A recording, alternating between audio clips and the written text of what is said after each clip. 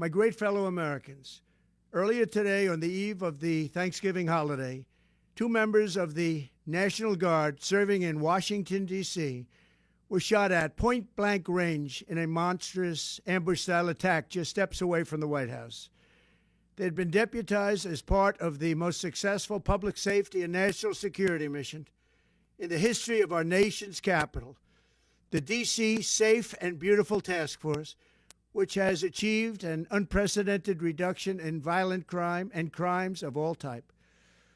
This heinous assault was an act of evil, an act of hatred, and an act of terror.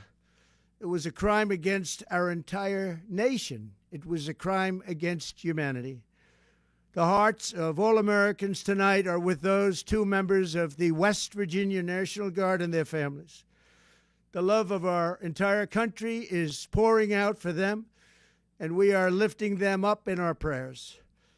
As we are filled with anguish and grief for those who were shot, we're also filled with righteous anger and ferocious resolve. As President of the United States, I am determined to ensure that the animal who perpetrated this atrocity pays the steepest possible price. I can report tonight that, based on the best available information, the Department of Homeland Security is confident that the suspect in custody is a foreigner who entered our country from Afghanistan, a hellhole on earth. He was flown in by the Biden administration in September 2021 on those infamous flights that everybody was talking about. Nobody knew who was coming in. Nobody knew anything about it. His status was extended under legislation signed by President Biden, a disastrous president, the worst in the history of our country. This attack underscores the single greatest national security threat facing our nation. The last administration let in 20 million unknown and unvetted foreigners from all over the world, from places that you don't want to even know about. No country can tolerate such a risk to our very survival.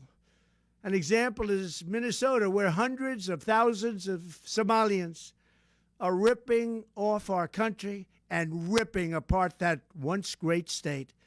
Billions of dollars are lost, and gangs of Somalians come from a country that doesn't even have a government, no laws, no water, no military, no nothing. As their representatives in our country preach to us about our Constitution and how our country is no good. We're not going to put up with these kind of assaults on law and order by people who shouldn't even be in our country. We must now re-examine every single alien who has entered our country from Afghanistan under Biden, and we must take all necessary measures to ensure the removal of any alien from any country who does not belong here or add benefit to our country. If they can't love our country, we don't want them. America will never bend and never yield in the face of terror. And at the same time, we will not be deterred from the mission these service members were so nobly fulfilling. That is why tonight I can announce that I have directed the Department of War to mobilize an additional 500 troops to help protect our capital city. We will make America totally safe again, and we will bring the perpetrator of this barbaric attack to swift and certain justice if the bullets going in the opposite direction haven't already done that. During this time of the year, when we gather at home with loved ones, these two patriots were wearing the uniform of our country, patrolling the streets of our capital. They had taken a selfless oath to defend our nation against all enemies, foreign and domestic, and that is exactly what they were doing when they were gunned down in a savage attack. I want to express my extraordinary gratitude to every member of the United States military who is deployed tonight, at home and abroad. I also want to thank the Secret Service and the D.C. Metropolitan Police Department for their work today. This Thanksgiving, I ask every family to say a prayer for the two great heroes who were so horribly shot, and for their loved ones. Please say a prayer. May God bless them and comfort them, and may God bless and protect the United States of America. Thank you and good night. Some in the left-wing media are freaking out over this new contract between us at OANN and YouTube TV. It's dangerous that One America News is being platformed on such a large digital streaming pay TV provider. You're freaking out about the fact that people have choice. You know, like people can't be allowed to hear what they have to say. OAN is not the only channel on YouTube TV. There's like dozens of them. So if you don't like what's being said here, we hope you stay, but there's many other things going on in the world. This is how the left operates, Alicia. They operate in censorship. They don't believe in choice and letting people do their own homework. This is the way the authoritarian left works.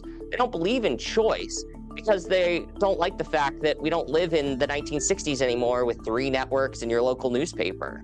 We have to respect freedom of the press, the First Amendment, free speech. Remember that. I want to begin tonight by welcoming and thanking all of our new viewers on YouTube TV.